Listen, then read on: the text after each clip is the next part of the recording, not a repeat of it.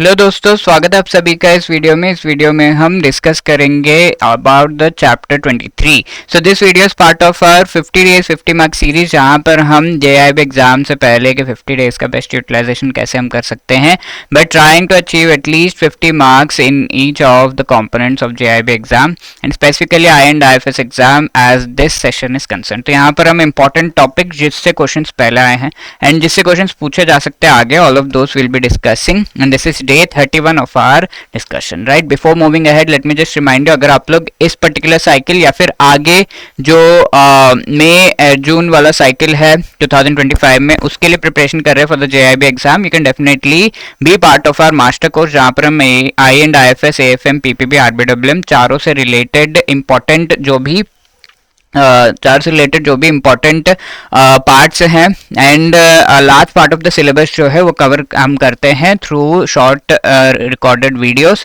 Then आपकी videos देखने के बाद you should be practising the questions in each and every chapter. तो MCQs of each and every chapter, full and mock test, short notes as well as live classes before the exam, ये सारे provide किए जा रहे हैं in this master course. Link is in the description. JIB 75 is the code to be used so as to get 75% discount on this course. ठीक है, इसके साथ साथ लाइव क्रैश कोर्स हमारा प्रेजेंटली रनिंग है for the upcoming cycle of October. तो super crash course हमारा है इन विच वेरी शॉर्ट टाइम में हम इंपॉर्टेंट टॉपिक जो भी एग्जाम के वो सारा कुछ आपको कवर कराने का पूरा का प्रयास कर रहे हैं, राइट? तो do be part of these initiatives and I would like to wish you all the best. Link description में दिया हुआ है, फटाफट से इसमें जो है एनरोल कर लीजिए and see you in the live class. Chapter 23 very important, development financial institutions. इसमें से कुछ क्वेश्चंस एग्जाम में पूछे गए and there are few areas जहां से ज्यादा पूछे गए हैं and one of them is the Small Industry Development Bank of India, SIDBI. ठीक है, तो ये सिडबी जो इनिशिएटिव है, सिडबी जो हमारा इंस्टीट्यूशन है, this has been carved out of IDBI in 1989। ठीक है, 1989 में एक्ट आया था, सिडबी एक्ट 1990 में ये हुआ था। आईडीबीआई का एक सब्सिडियरी बनाया गया था पहले एंड ये एडमिनिस्टर करता है स्मॉल इंडस्ट्रीज रिलेटेड। जो भी आईडीबीआई, ये हटा दो, आईडीबीआई बन गया, तो आईडीबीआई सारे इंडस्ट्रीज रिलेटेड है and SIDBI is only small industries related. तो स्मॉल इंडस्ट्रीज रिलेटेड जो आईडीबीआई के फंक्शन है सारे सिडबी कैरी आउट करता है अब। एंड नेशनल इक्विटी फंड्स वगैरह जो स्मॉल इंडस्ट्रीज रिलेटेड है उनको भी टेक केयर करने का काम सिडबी का है। Objective finance, promote, develop, coordinate करना एमएसएमई सेक्टर को, तो मेनली एमएसएमई सेक्टर से रिलेटेड सिडबी को एस्टैब्लिश किया गया है। इसीलिए इसके फंक्शंस भी ऐसे हैं क्योंकि एमएसएमई सेक्टर को मेनली रिक्वायरमेंट क्या है, लोन्स की। ठीक है, क्रेडिट की रिक्वायरमेंट है विच कैन बी डायरेक्ट या इनडायरेक्ट वेज में इसे दिया जा सकता है। तो डायरेक्टली सिडबी जो है एमएसएमई किसी का, लेट्स से मेरी एक एमएसएमई है, मेरी माइक्रो एंटरप्राइज है, तो SIDBI is giving direct loan to me, that is direct loan.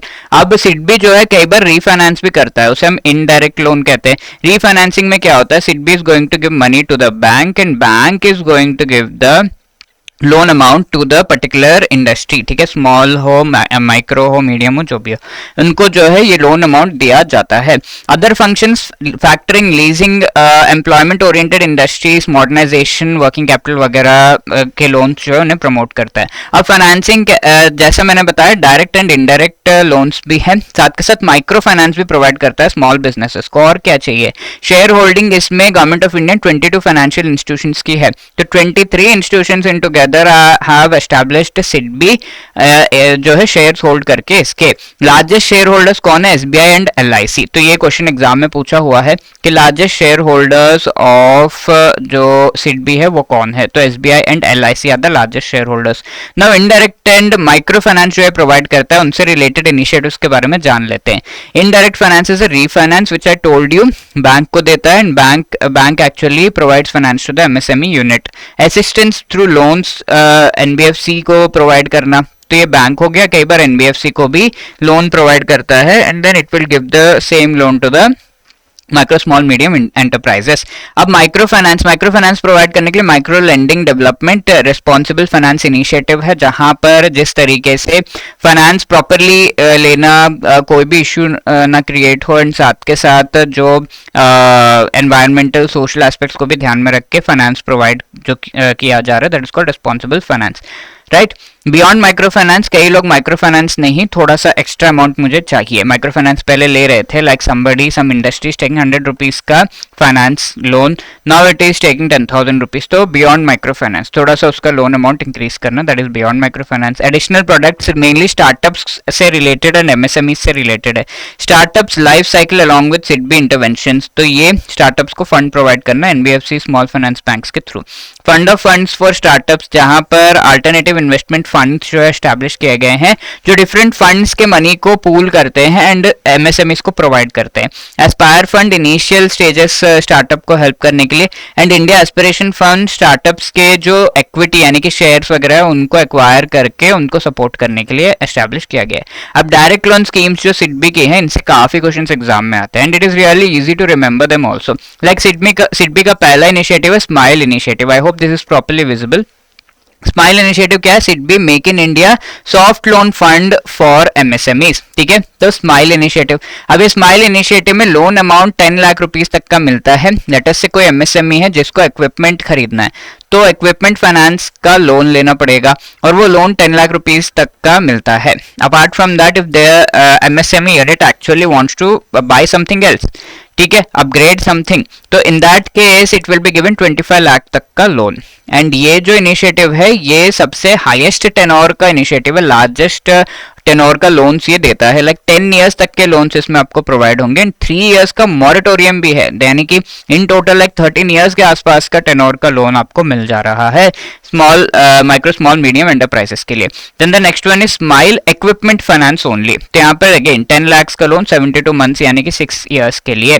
Then loans with partnership of OEM, OEM is original equipment manufacturer, तो मैन्युफैक्चरर जो है वहां से कोई इक्विपमेंट ले रहा है कोई एमएसएमई, तो मैन्युफैक्चरर से ही कोलैबोरेट करना कि भाई I will give you loan and you provide the equipment and you can pay it to me later on, ठीक है, I will give you the money sorry in the form of loan and you provide the equipment. तो ये बाद में MSME इसको loan payment कर देगा, right. Manufacturer के साथ ये साठ गांठ करके भी प्रोवाइड किया जाता है। 1 करोड़ तक का है, 5 इयर्स तक का टेनोर है। अब वर्किंग कैपिटल जो है as per the requirement provide किया जाता है। तो ये तीनों हमें समझ में आ रहे हैं, स्माइल इनिशिएटिव से रिलेटेड ये। अब देयर आर स्पीड इनिशिएटिव्स एंड ये तीनों कोविड रिलेटेड है, ये दोनों भी रिमेंबर करना इजी है, I will tell you how. SPEED initiative क्या है? Let us say there is some MSME जिसको रिक्वायरमेंट है of money to buy some equipment और समथिंग एंड वो रिक्वायरमेंट लाइक करोड़ों की बहुत हाई अमाउंट है, तो स्पीड इनिशिएटिव के थ्रू वो लोन लेते हैं। SPEED initiative should be loan for purchase of equipment for enterprise development, ठीक है, स्पीड इनिशिएटिव।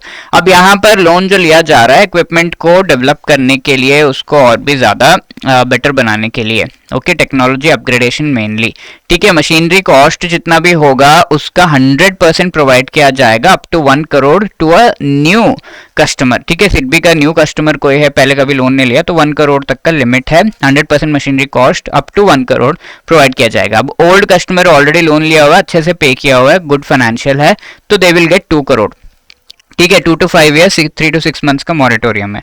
अब सिडबी प्लस, ये स्पीड प्लस इनिशिएटिव, तो यहाँ पर लिमिट्स खाली अपग्रेड हुए हैं। स्पीड प्लस में नॉर्मल फर्स्ट टाइम कस्टमर को 2 करोड़ एंड जो पहले से ही आया हुआ है सीजन कस्टमर है उसको 3 करोड़ तक का लोन मिलता है इक्विपमेंट फाइनेंस के लिए 100% फाइनेंस। तो सेम यहाँ पर लिमिट्स ऑफ टाइम है। अब tulip and star initiative, tulip is immediate purposes के लिए, ट्यूलिप का आईपी याद रखिए, इमीडिएट पर्पसेस के लिए। वर्किंग कैपिटल 30% जितना भी रिक्वायरमेंट है, लेट्स से 1 करोड़ रिक्वायर्ड है तो 30 लाख रुपीस 30% तक मिलेगा, या 20% of net sales, maximum 2 crore तक का लिमिट है, ठीक है। उतना अमाउंट आपको दे दिया जाएगा 5 इयर्स के लिए 6 मंथ्स मॉरेटोरियम के साथ। अब स्टार इनिशिएटिव, स्टार्स होते हैं ऊपर, तो STAR initiative is related to the rooftop solar power plant establishment. तो अगर आप rooftop solar power plant establish कर रहे हैं या फिर सोलर पावर के जो है वो डिफरेंट यूनिट्स को एस्टैब्लिश कर रहे हैं, तो 10 लाख टू 2.5 करोड़ रुपीस तक का आपको लोन मिलेगा एज अ एमएसएमई, 5 इयर्स तक की मॉरेटोरियम। अब सेफ प्लस एंड त्वरित 3 इनिशिएटिव्स है।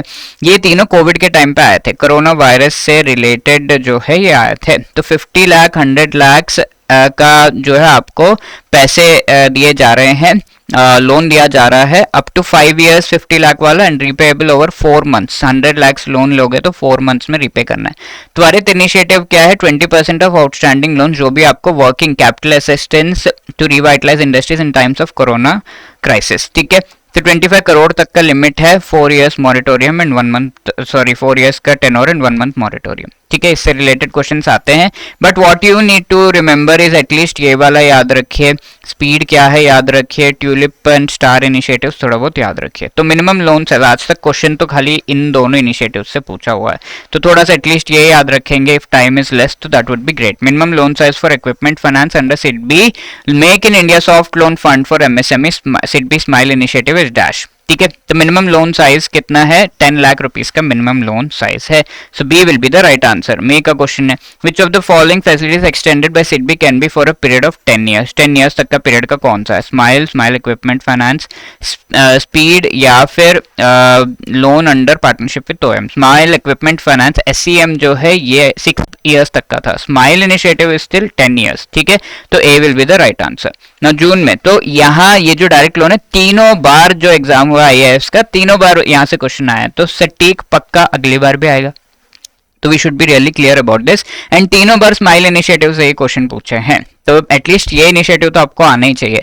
विच among the following as a maximum tenure of direct loan provided by SIDBI to MSMEs. ठीक है, SIDBI make in India soft loan fund for MSME. ठीक है, SMILE initiative, smile equipment, तो यहाँ पर क्या दिया हुआ है? मैक्सिमम टेन्योर पूछा हुआ है, 10 years नहीं पूछ के मैक्सिमम टेन्योर पूछा हुआ है, तो obviously smile initiative is the right answer, A. Okay, now EXIM bank related भी हर बार सवाल आ जाता है।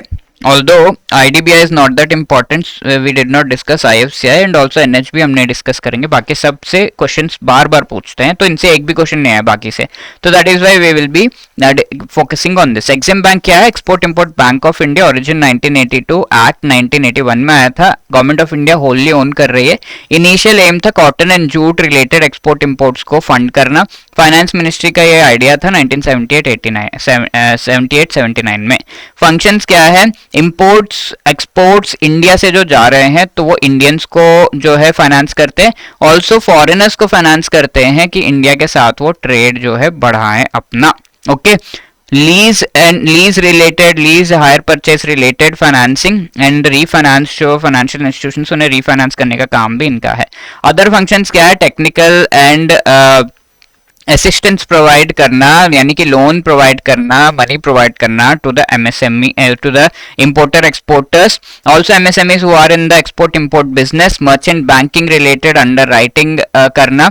ठीक है, merchant banking obviously you know, अगर कोई shares, bonds, debentures, securities issue कर रहा है कोई एक्सपोर्ट इंपोर्ट कंपनी, तो उसे हेल्प करना और उसकी अंडर राइटिंग करना। शेयर्स बॉन्ड्स इशू कर रहे हैं तो फॉरेन बैंक्स गवर्नमेंट से को भी लोन देता है कि हाँ इंडिया के साथ ट्रेड करो, एडवाइस भी करता है एक्सपोर्ट इंपोर्ट रिलेटेड।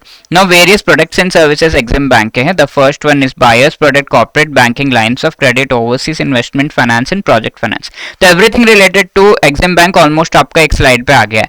तो प्रोडक्ट्स ये सारे हैं, इनके एम आपको एटलीस्ट याद रखना होगा कि किसका क्या एम है।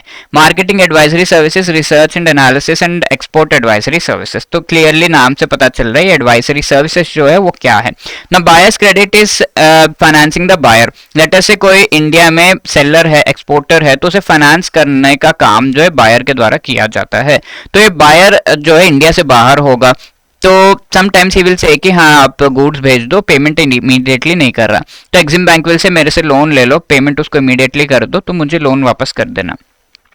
तो if the buyer is like okay ठीक है, इससे मुझे गुड्स टाइम पे मिल रहे हैं तो ओके, तो दैट इज द थिंग। तो only for exporter in India और ओवरसीज बायर को लेटर ऑफ क्रेडिट के बेसिस पर लोन वगैरह प्रोवाइड करना, एक्सपोर्टर को low transaction cost and less complex जो है फैसिलिटीज के थ्रू ये पूरा कुछ हेल्प हो रहा है। Also EXIM bank letter of credit related facilities भी प्रोवाइड करता है, जो हम आगे डिस्कस करेंगे मॉडल डी के चैप्टर्स में। Corporate banking long term loans to exporters, promote MSMEs, line of credit market entry के लिए, जो कॉर्पोरेट बैंकिंग के नाम से पता चल रहा है कि ये कंपनीज को हेल्प करते हैं। अब लाइन ऑफ क्रेडिट क्या है? न्यू मार्केट्स में एंटर करने के लिए जो है advice as well as loans वगैरह प्रोवाइड करना, market entry and overseas financial institutions को भी बायर्स पैसे देना। ये तो बायर को डायरेक्ट पैसा दिया, अब let's say bank of New York को जो है पैसा दिया जा रहा है तो वो दे दे to the buyer so that they can actually पे back to bank of New York and EXIM bank can take that money. तो उनको भी ऐसे भी किया जाता है। Apart from that overseas investment finance जो है फॉरेन मार्केट्स को access Indian companies joint ventures को मिले, इससे रिलेटेड लाया गया है। तो एक्सेस कैसे मिलेगा, उनको लोन प्रोवाइड करना, उनको मार्केट कौन सा अच्छा है इससे रिलेटेड एडवाइस प्रोवाइड करना, गारंटीज प्रोवाइड करना कि टेक द लोन, ठीक है, फॉरेनर्स अगर कोई लोन दे रहा है तो EXIM bank will also provide guarantee कि ये लोन लौटा देगा, no problem, please give the loan, please send the take the products, ठीक है, इस तरीके से। प्रोजेक्ट एक्सपोर्ट्स नेक्स्ट इनिशिएटिव है जो कि डिफरेंट एक्टिविटीज, इक्विपमेंट, कंसल्टेंसी इस इन सभी को सपोर्ट करता है। तो डिफरेंट प्रोजेक्ट्स, ठीक है, मेनली इंडस्ट्रीज रिलेटेड प्रोजेक्ट्स को सपोर्ट करता है, लाइक सिविल इंजीनियरिंग हो गया, कंस्ट्रक्शन प्रोजेक्ट्स हो गए, टेक्निकल कंसल्टेंसी सर्विसेज, सप्लाईज वगैरह से रिलेटेड जो प्रोजेक्ट्स है, उनसे रिलेटेड जो एक्सपोर्ट्स है उनको सपोर्ट करने का काम इसका है। Clearance to project export proposals like 200 crore rupees, like if at all there is any export और उस पर इंडियन पर्सन को पेमेंट मिल रहा है 200 करोड़ रुपीस तक का, तो एग्जिम बैंक खुद से उसे क्लियरेंस दे देता है कि हाँ you can go for this particular export. Now let us से 200 करोड़ रुपीस से ज्यादा है तो EXIM bank actually forms a group, ठीक है, कंसल्टेटिव वर्किंग ग्रुप बनाता है, EXIM bank with RBI, ECGC, export credit guarantee corporation of India and other bank जो कि यहाँ पर authorised dealers and forex dealers बनते हैं। एग्जिम बैंक इन सभी के बीच का कोऑर्डिनेटर बनता है, ठीक है। एंड 200 से लेट्स से मेरा कोई एक्सपोर्ट है, मुझे 500 करोड़ रुपीस उस पर पेमेंट आएगा, तो ये ग्रुप, ये जो है वर्किंग ग्रुप बनता है एंड दे विल फाइनलाइज कि हाँ ये एक्सपोर्ट किया जा सकता है या नहीं। एग्जिम बैंक के सर्विसेज भी है, like market advisory services, anybody wants to enter into market, मेरे प्रोडक्ट्स है कौन से मार्केट में ज्यादा अच्छा होगा, चाइना भेजूं या साउथ अमेरिका भेजूं, कहाँ पे भेजूं, तो इट विल गिव एडवाइस, उन बायर्स को भी एंकरेज करना, ओवरसीज अपॉर्चुनिटीज वर्कशॉप्स करना, फी बेसिस पे ये एडवाइसेस दिए जाते हैं।